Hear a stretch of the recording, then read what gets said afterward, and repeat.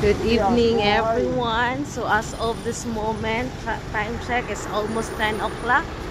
So inani ka traffic.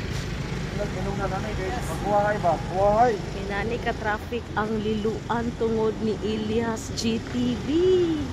So tanawa guys, nagdasok ang mga tao. O kami po nag-apil-apil mi sa dasok.